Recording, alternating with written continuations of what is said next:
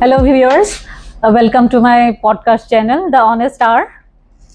So, আজি basically আমি নতুন এজন অতিথি আমাৰ মাজত আছে আৰু মই জেনেৰেলি ডিব্ৰুগড়ৰ যিসকল ব্যক্তি আছে তেওঁলোকৰ পডকাষ্ট লওঁ, কিন্তু এনে কিছুমান ব্যক্তি আছে যি বাহিৰৰ পৰা আহিও আমাৰ ডিব্ৰুগড়খনক ধুনীয়া সুন্দৰ কৰি তুলিবলৈ চেষ্টা কৰিছে আৰু আজি তেওঁ যিহেতু বাহিৰৰ পৰা আহিছে তেখেতৰ লগত মই হিন্দীতে বা ইংৰাজীতে কথোপকথন কৰিম, তো আপোনালোকে উপভোগ কৰিব।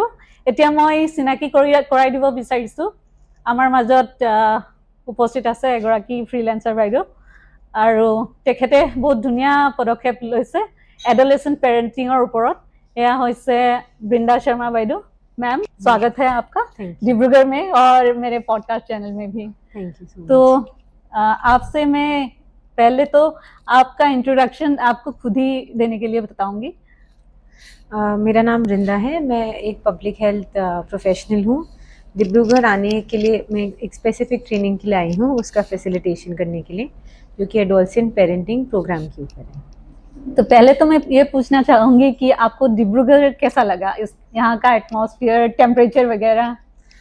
डिब्रूगढ़ देखिए, जितना मैंने देखा है वैसे तो ज़्यादा नहीं, एयरपोर्ट से यहाँ तक आते हुए, और एक बार पहले तो टी गार्डन्स वगैरह बहुत सुंदर है, बहुत ग्रीन है यहाँ पे, सब कुछ बहुत साफ़ भी है बाकी शहरों से कंपेयर, जो अभी मुझे लग रहा है। और लोग बहुत पोलाइट हैं, बहुत मुझे वेजिटेबल्स वगैरह ये सब देखने को मिल रहे हैं, और ऑफ कोर्स टी गार्डन्स जिस पूरे रास्ते वो दिखते हैं तो बहुत वाइब्रेंट और अच्छा लगता है। तो मैम को डिब्रूगढ़ अच्छा लगा, ये सुनने में हमें भी अच्छा लगा एज अ डिब्रूगढ़ियन। सो जो एडोलेसेंट पेरेंटिंग का आप लोग कंसेप्ट लेके आए हो, तो उसके विषय में थोड़ा आप बता दीजिएगा तो अच्छा रहेगा। जैसे एडोलेसेंट पेरेंटिंग की हम बात करें तो ये हम पेरेंटिंग क्या समझते हैं, जब पेरेंटिंग या परवरिश दिमाग में आता है तो हमारे दिमाग में एक छोटा बच्चा आता है। पब्लिक हेल्थ प्रोफेशनल्स भी मोस्टली मदर जब गर्भवती होती हैं, प्रेग्नेंट होती हैं, तब से लेकर जब तक बच्चा 5 साल की उम्र तक होता है तब ध्यान दिया जाता है। जब और सबसे बड़ी बात, पेरेंट्स के लिए या तो बच्चा एकदम छोटा होता है या फिर एकदम बड़ा हो गया होता है। वो जो बीच की एक उम्र होती है एडोलेसेंस वाली, वो कहीं ना कहीं हम सब कलेक्टिवली एज ए सोसाइटी उसको इग्नोर कर देते हैं। हम जब बच्चा ट्रांसिशन में होता है from a child to an adult, तो उस समय उसको भी बहुत हैंड होल्डिंग सपोर्ट नहीं मिलता, और अनफॉर्चुनेटली उसके जो पेरेंट्स हैं वो भी फर्स्ट टाइम ये एक्सपीरियंस कर रहे हैं, उनको भी हम कोई सपोर्ट नहीं करता। जब बच्चा छोटा होता है तब तो सब आसपास सपोर्ट करते हैं कि उसको ये खिलाओ, उसको वो खिलाओ, उसके तुम ऐसे मसाज करो, उसको स्कूल भेजो।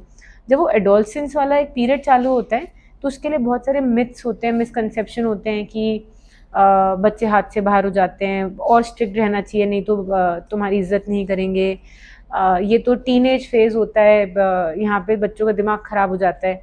इस तरीके के बहुत मिथ्स एंड मिसकंसेप्शंस होते हैं, जबकि एक्चुअली जब स्टडीज़ हुए तो पता चल, मतलब ऐसा कोई स्टडी नहीं प्रूव करती है कि एडोलेसेंस ज़्यादा डिफ़िकल्ट है। मे बी उस समय पेरेंट्स को उतना सपोर्ट नहीं दिया जाता जितना तब जब बच्चे छोटे होते हैं। इसलिए हमारे लिए एडोलेसेंट पेरेंटिंग पे ध्यान देना बहुत इम्पॉर्टेंट है, बच्चों के लिए, पेरेंट्स के लिए, और हर बाकी हेल्थ आउटकम को अचीव करने के लिए, जैसे कि हेल्थ, मतलब न्यूट्रिशन, आपका लर्निंग, करियर वगैरह वगैरह। तो पहले क्या होता था कि बचपन में हम लोग को मारपीट किया जाता था पढ़ाई के लिए, और अभी जो है वो मार पिटाई कम हो गई है, तो उसकी वजह से वो पेरेंटिंग में या बच्चों के परवरिश में कुछ उत्थान पतन कुछ हुआ है क्या? कुछ आप इसमें टिप्पणी करना चाहिए। जैसे जब जो मार पिटाई होती है उसको हम बोलते हैं, वर्ड है उसके लिए, कॉर्पोरल पनिशमेंट। तो वो ना केवल इलीगल है बट बल्कि वो बच्चों के जो कॉग्निटिव डेवलपमेंट होता है और फिजिकल डेवलपमेंट, उसको भी हैम्पर करता है। उस समय नहीं पता लगता, लेकिन रिसर्च शोज़ कि कुछ सालों बाद उसके बहुत इफ़ेक्ट्स बच्चों में भी दिखते हैं। और आज की सिचुएशन में क्या है कि देखिए, पेरेंट्स को हमने ये तो बता दिया कि मार पिटाई इलीगल है, नहीं कर सकते, सज़ा होगी, सही नहीं है, लेकिन उसकी जगह क्या किया जाए वो हमने नहीं बताया, जो हम इस प्रोग्राम के थ्रू बताएंगे, क्योंकि अब पेरेंट्स भी हेल्पलेस फील करते हैं अगर बच्चे को डिसिप्लिन करना है उनको, या बच्चे को सही रास्ता दिखाना है, तो आज तक उनको बताया ही नहीं गया कि मार पिटाई के अलावा तुम कैसे करोगे, बस डर बनाना सिखाया गया था पेरेंट्स का ना, और तो कुछ बताया नहीं गया कि और कैसे हम बात करें। तो वही हमारा जो प्रोग्राम है वो इक्विप करता है पेरेंट्स को राइट स्ट्रैटेजीज के साथ कि किस तरीके से आपसी बातचीत कर सकते हैं, ओपन कम्युनिकेशन, एक दूसरे के लिए सहानुभूति यानी एम्पैथी वगैरह, रिस्पेक्टफुल कम्युनिकेशन और ये सब।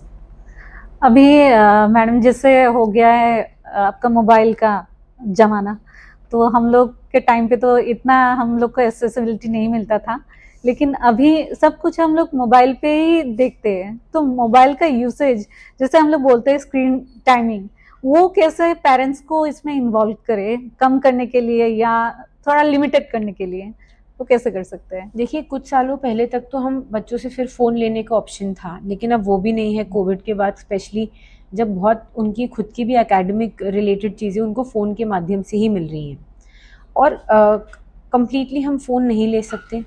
लेकिन इधर क्या आता है कि पेरेंट्स नेगोशिएट कर सकते हैं कि अगर आप 3 घंटे फ़ोन यूज़ कर रहे हैं, उसकी जगह आप 45 मिनट्स यूज़ करें। नंबर 1 तो हो गया स्क्रीन टाइम का रेगुलेशन, है ना? और वो साथ चर्चा करके ही, साथ डिस्कशन करके ही पेरेंट्स और बच्चे आपस में कलेक्टिवली डिसाइड करें। बच्चे को भी रीजनिंग दी जाए कि उसकी आँखें कमज़ोर होती हैं, दिमाग का डेवलपमेंट स्लो होता है, बच्चे उस एज तक समझदार होते हैं। वो साथ में जब हम बातचीत करके एक टाइम लिमिट करेंगे तो वो ज़्यादा इफेक्टिव रहेगा। दूसरा क्या है कि किस तरीके का कंटेंट देखा जा रहा है ना? अब बच्चे क्या देख रहे हैं, कौन से प्लेटफॉर्म्स को यूज़ कर रहे हैं, सिर्फ यही नहीं कि एज अप्रोप्रिएट कंटेंट देख रहे हैं कि नहीं, बल्कि ये भी कि वो साइट सेफ है कि नहीं, है ना?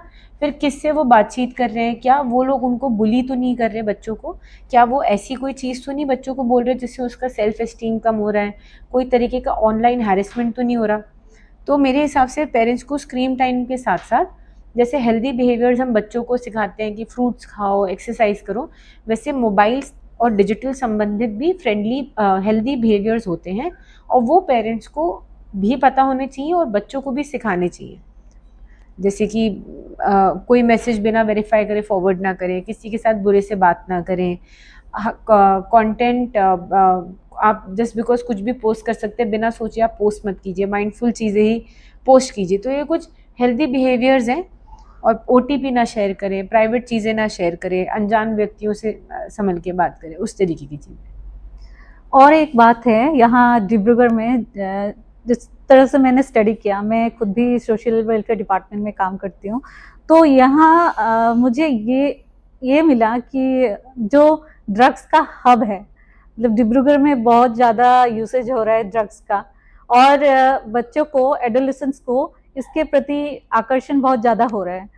तो इस मामले में हम लोग कैसे सुधार कर सकते हैं? देखिए, जहाँ हम ड्रग्स की बात हम कर रहे हैं, तो उसके बहुत सारे फैक्टर्स हैं कि बच्चे एक्चुअली ड्रग्स क्यों लेने जाते हैं, ड्रग्स आई कहाँ से मार्केट में, उसका रोकथाम क्यों नहीं हो रहा। लेकिन हम अपने टॉपिक से स्पेसिफिक जब ड्रग्स के कॉन्टेक्स्ट में बात करें, तो देखिए, जब पेरेंट्स और बच्चों में, या गार्डियन और बच्चों में, बेसिकली हम पेरेंटिंग तो गार्डियन भी करते हैं, एक ओपन कम्युनिकेशन होगा, रिस्पेक्टफुल कम्युनिकेशन होगा, और उसके माध्यम से जब हम शुरू से ही बच्चों को बताएंगे क्या हेल्दी बिहेवियर्स और क्या हेल्दी हैबिट्स हैं, और मोस्ट इम्पॉर्टेंटली सिर्फ बोलेंगे नहीं, करके दिखाएंगे, सही बिहेवियर्स हम मॉडल करेंगे। ऐसा देखिए, एक कहावत है कि Apple does not fall far from the tree, आसपास ही फ्रूट गिरता है अपने पेड़ के। तो मॉडलिंग बिहेवियर मतलब माने हम एक सही एग्जाम्पल सेट करेंगे। ऐसा ना हो कि फादर ड्रिंक करके आ रहे हैं रात में, मदर भी गुटखा तंबाकू खा रही है, फिर एक्सपेक्ट करे बच्चा ड्रग्स नहीं ट्राई करेगा। तो जब हम शुरू से एक राइट चीज़ ना केवल बता रहे हैं बल्कि सिखा रहे हैं, तो ये अगर मार्केट में भी बहुत ऑप्शंस अवेलेबल हैं, तब भी बच्चा हो सकता है कि उस राह पे ना चले, नंबर 1। नंबर 2, बहुत बार ये जो ड्रग्स लेने की बात है वो कोइंसाइड करती है स्कूल ड्रॉप आउट से। तो अनफॉर्चुनेटली स्कूल ड्रॉप आउट्स और गार्जियंस का उस समय ना होना, अपने काम पे होना, ये सब जो फैक्टर्स हैं वो भी कहीं ना कहीं बच्चों को ड्रग्स लेने की तरफ एक ईजी एक राह बना देते हैं। हम अगर बच्चे खाली हैं और ड्रग्स ले रहे हैं, हमारा कोशिश है कि उनको सही राह पे लेके आया जाए, एक डिफरेंट डायरेक्शन दिया जाए जो उनके लिए पॉजिटिव और कंस्ट्रक्टिव हो। तो उसके लिए भी हमारी बातचीत हुई कि हमारे गवर्नमेंट की एक वेबसाइट है फ्री, उस पर 52 तरीके की इंडस्ट्री की हज़ारों जॉब्स के बारे में लिखा गया है। अनफॉर्चुनेटली बच्चों को पता ही नहीं है कि ड्रॉप आउट भी हो गए तब भी स्किलिंग के थ्रू वो और क्या क्या अचीव कर सकते हैं। शुरू से ही होपलेस रहने वाली बात नहीं है। और फिर लास्टली हम बात करते हैं सपोर्ट सिस्टम की। सिर्फ पेरेंट्स नहीं होते, grand parents, sibling, teacher, friend, neighbours, आपकी एसोसिएशंस, ग्रुप्स, बहुत सी चीज़ें होती हैं। हम सबको जब मिल के एक टैंडम में, एक सिंक में हम चलते हैं तो ऐसा पॉसिबल बहुत हम स्ट्रॉन्गली पॉसिबल कर सकते हैं कि जो बच्चे ड्रग्स वगैरह की तरफ जा भी रहे हैं उसको हम सही समय पे उनका डायरेक्शन मोड़ दिया जाए, और बच्चों के पास भी एवेन्यू हो कि कोई प्रॉब्लम है या कुछ है, या कोई और भी देख रहे हैं कोई ड्रग्स वगैरह ले रहा है, वो आके एक सेफ प्लेटफॉर्म पे वो बता सके। ये बहुत अच्छी बात कही आपने कि स्कूल ड्रॉप आउट कम होनी चाहिए, और बहुत सारी संस्थाएं हैं, सरकारी बेसरकारी प्रतिष्ठानें हैं जो इसमें लगे हुए हैं कि जो किशोर अवस्था के बच्चे हैं उन लोगों को सही राह दिखाए। तो पेरेंट्स का भी इसमें इन्वॉल्व होना जरूरी है। जो आपका ये बेसिक मुद्दा है, आप यूनिसेफ का जो ये एडोलेसेंट पेरेंटिंग, तो आशा करते हैं कि जो ट्रेनर्स को ट्रेनिंग दिया है आप लोगों ने, वो जाके फील्ड लेवल पे अच्छा काम करे। तो ये आशा रहेगी कि हमारे जो बच्चे हैं डिब्रूगढ़ के, स्पेशली अभी जो डिब्रूगढ़ में स्टार्ट होने वाला है, तो डिब्रूगढ़ के बच्चे अच्छा काम करे, आगे बढ़े, पढ़ाई ना छूटे उनकी, ड्रग्स की लत ना लगे, खेलकूद में आगे बढ़े। तो और कई और भी मापदंड है जैसे सेफ्टी सिक्योरिटी, उसमें भी वो लोग पेरेंट्स के साथ खुलकर बात करें, वो आशा रहेगी। और आप यहाँ पर आए इतने दूर से, हमारे चिंता करके ही आए, तो वॉलंटियरली आप पार्टिसिपेट कर रहे हैं इसमें, तो आपका बहुत बहुत धन्यवाद। और अभी तो मैं आप फील्ड गए हो, तो फील्ड में आपको नॉर्थ और नॉर्थ ईस्टर्न बच्चों में कुछ अंतर दिखा या सब कुछ सेम ही लगा? देखिए, अंतर तो बहुत सारे हैं, मतलब ऐसे बताए नहीं जा सकते। बहुत कॉमनैलिटीज़ भी होती हैं, बहुत अंतर भी होते हैं। कुछ पॉजिटिव कुछ चीज़ें जो 1 साल पहले मैं गई थी फील्ड पे, 1.5 या पौने 2 साल पहले, तो क्वार्टर टू 2 इयर्स, और अब में जो मुझे एक स्पेसिफिक कुछ चीज़ें याद हैं वो ये है कि यहाँ के जो बच्चे हैं, गर्ल्स बहुत अकेडमिकली बॉयज़ से कंपेयर स्ट्रॉन्गर हैं, है ना। मुझे ये भी याद है कि कहीं जगह नर्स वगैरह बनने के पोस्टर्स अब्रॉड जाने के कहीं ना कहीं लगे हुए थे, स्पेसिफिकली गर्ल्स को टारगेट करे थे। जो अच्छी बात यह है कि गर्ल्स के लिए एकेडमिक पुश है। बुरी बात यह है कि बॉयज़ के लिए उस हद तक नहीं दिख रहा। नॉर्थ इंडिया में गर्ल्स भी हल्का सा बेटर परफॉर्म करती हैं एकेडमिकली, लेकिन करियर वाइज साथ ही साथ या बॉयज़ थोड़ा सा आगे, अनफॉर्चुनेटली पेट्रियार्कल सोसाइटी है तो वो रहते ही है। दूसरा, एक जो मुझे चीज़ यहाँ की पॉजिटिव एडोलेसेंस से रिलेटेड याद है, यहाँ की गेमिंग में बहुत अच्छे हैं। यहाँ पे एक गेमिंग का वो चल रहा था और कुछ कॉम्पिटिशन्स भी होते थे, आई थिंक टी गार्डन्स के आसपास जब मैं गई थी। एंड इतना ही नहीं, ऑनलाइन शॉपिंग वेबसाइट्स में भी कुछ बच्चे खुद को रजिस्टर किए हुए थे, और वो सारा ना, मतलब वो एक सेकेंडरी वे ऑफ अर्निंग दे, मुझे वेगली याद है, बट ये भी मुझे याद है इस एरिया से संबंधित एक यूनिक चीज़ जो डिफरेंट मुझे दिखी। तो गेमिंग भी एक अच्छा तरीका है जिससे हम अच्छे मैसेजेस आगे पहुंचा सकते हैं। थर्ड ये था कि एक बहुत स्ट्रॉन्ग बॉन्ड, में भी टी गार्डन्स के जैसे बच्चे हैं, उनका आपस में एक जो स्ट्रॉन्ग एक एसोसिएशन रहता है ना, वो बहुत ज़्यादा था। एक स्पेसिफिक मतलब वहाँ नॉर्थ इंडिया में क्या होता है कि आप ज़िलों से, फिर आप अपने गांव से वो होते हैं। यहाँ पे एक जो गार्डन वाला वो इन्फ्लुएंस है, वो तो ऑफ कोर्स वो एक डिफरेंट वे ऑफ लिविंग ही है, तो वो एक बहुत बड़ा डिफरेंस दिखा है। हाँ जी, डिब्रूगढ़ तो है ही टी सिटी। और आपके पर्सनल लाइफ में कुछ ऐसा इंसिडेंट हो जिससे आपको इंस्पिरेशन मिला इस तरह का काम करने के लिए, या मतलब काम है इसलिए कर रहे हैं? देखिए, इंस्पिरेशन तो मुझे कोई एक स्पेसिफिक बड़ी चीज़ से नहीं, बल्कि बहुत सारी स्मॉल थिंग्स थी जिससे मुझे पता था कि मुझे इस टाइप का ही काम करना है। अच्छा। और हुआ ऐसा कि कभी मैंने डाउट भी नहीं किया, मेरे लिए कोई अलग से भी ऐसा काम नहीं था। अगर कोई मेरा फ्रेंड बोलते हैं कि वो इंजीनियर है, डेटा एनालिस्ट है, और मैं ये बोलती हूँ, मेरे लिए एट द सेम, मतलब डिफरेंस ऑफ वर्क है, लेकिन ये एक वो काम है जो डिफरेंट ही सही, बट मुझे बहुत पसंद है, शुरू से पसंद रहा है, तो सेकंड डाउट मैंने किया भी नहीं कभी। तो बहुत अच्छा लगा ये सुन के। मेरी हिंदी शायद इतनी पॉलिश नहीं है आपकी जैसे, तथा नहीं। फिर भी ट्राई कर रही हूँ कि एडजस्ट हो जाऊं। तो एसएमएस एक्सेंट थोड़ा बहुत तो आएगा ही, वो कोई बात नहीं। ये we are proud of it that SMS accent is involved when we are speaking Hindi. So आपके साथ ये बात करके अच्छा लगा। और जो पेरेंट्स आप लोग इन्वॉल्व कर रहे हैं एडोलेसेंट्स को आगे बढ़ाने के लिए, ये बहुत बड़ी बात है, क्योंकि देखा जाता है कि पेरेंट्स समझते ही नहीं है बच्चों को, उनके दिमाग में क्या चल रहा है, और बच्चे जो है डरते हैं पेरेंट्स के साथ अपना जो मेंटल स्टेटस है शेयर करने के लिए। और एक वर्ड तो बहुत ज्यादा चल रही है आजकल, डिप्रेशन, पैनिक अटैक्स। ये शॉर्ट्स में, रील्स में, इंस्टाग्राम्स में आता रहता है, और वो लोग देख देख के मतलब उनको पैनिक आ जाता है, ऐसा होता है। बिल्कुल, ये होता है कई बार। बच्चे, मतलब कोई, हम साइकोलॉजी, मैंने मास्टर्स की है साइकोलॉजी में, तो जब हम पढ़ भी रहे होते थे हम इंटरनलाइज करने लगते हैं। हाँ। जैसे सेम कंटेंट के साथ होता है, कोई भी चीज़ हम अच्छी बुरी देखते हैं हम कुछ हद तक इंटरनलाइज करते हैं, क्योंकि ह्यूमंस इंटरनलाइज करके ही कॉम्प्रहेंड यानी समझते हैं, है ना। तो वो कहीं ना कहीं एक, वो बिल्कुल आप सही कहे, वो तो पूरे हर जगह ये देखने को मिल रहा है। लेकिन वो वाली बात कि पेरेंट्स बच्चों को नहीं समझते ना, तो हमको ये समझना है कि पेरेंट्स भी इंसान है, उनको समझाना कहीं ना कहीं का काम ही किसी ने नहीं किया है। यू नो, वो सीधे उनको पहले, या तो पेरेंट्स नहीं है, और जैसे ही बच्चा होता है उनको सीधे बिना रिहर्सल के स्टेज पे खड़ा कर दिया। हाँ। और जिसमें वो एक भी चूक करते हैं तो वो स्पॉटलाइट में ही है ना। और मोस्टली क्या है कि पेरेंट होने की पहचान से ही खुद को आइडेंटिफाई करते हैं, एक दूसरे को भी बुलाते हैं, वो उसकी मम्मी, वो उसका पापा, तो उनकी पहचान ही वो हो जाती है। इसलिए वो और परफेक्शनिस्ट बनना चाहते हैं उसमें, और वो नहीं सुनते, उनके वो डगमगाना अफोर्ड नहीं कर सकते।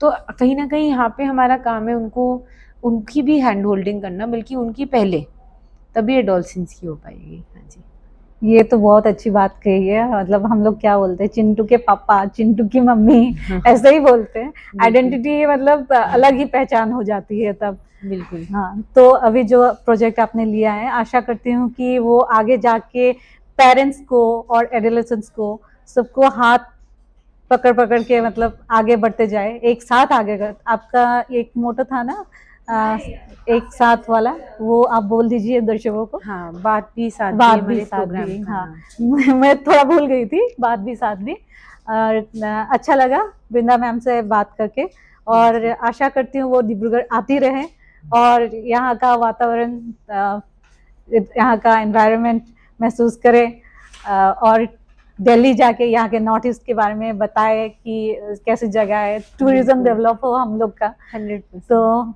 इसी आशा में मैं दर्शकों को अनुरोध करूंगी कि हमारा ये प्रोग्राम देखते रहे और मेरे चैनल ऑनेस्ट स्टार को सब्सक्राइब करते रहें, यही बोलना था। और मैडम को बहुत बहुत धन्यवाद।